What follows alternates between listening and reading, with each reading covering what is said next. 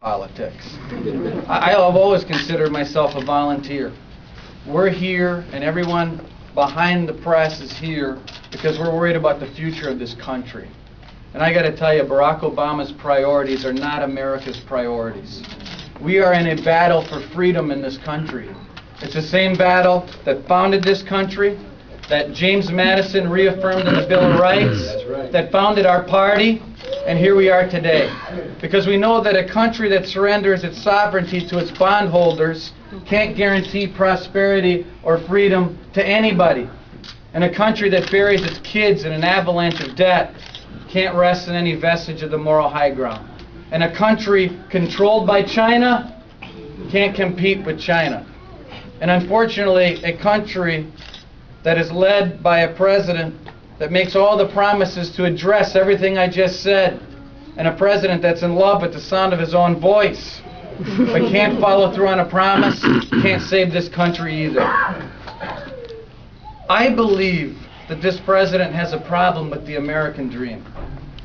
You think about these attacks, this negativity, this nasty tone that this president is waging against a good man who gave away his father's inheritance, gave it all away, and built something from nothing, and a good husband, and a good father of 5 good boys.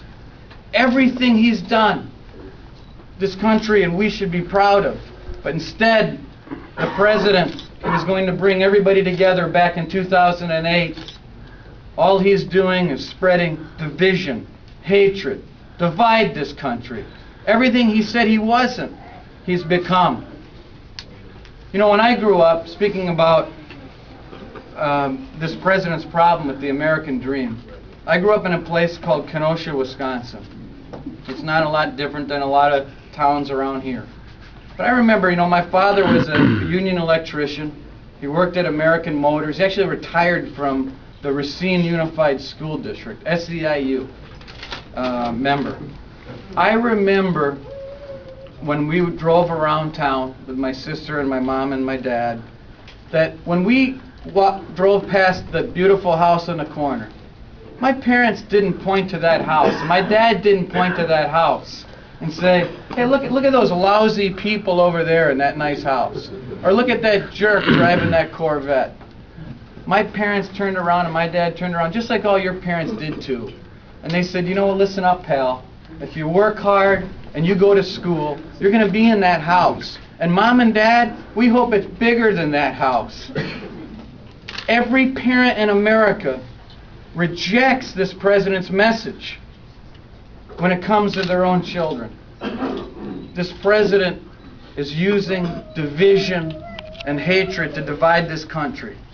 And what we're showing today is that as a party, whether it be in Tennessee or Georgia, South Carolina, in the National Party, we are committed to making sure that we do everything we can to unify this party right here in North Carolina, not for the future of the Republican Party, but for the future of this country. We've all been blessed in different ways in this room, every one of us. And I got to tell you, we may not agree on every little detail, on every little issue, but the one thing we do know is that this president has not been a man of his word. He has not completed the mission and fulfilled the promises. This country is hurting, and far too many people need help. And we need to save America. In order to do that, we need to elect Mitt Romney, and we're going to do it together, and we're going to do everything we can to save the greatest country on the face of the earth. Thank you, and God bless.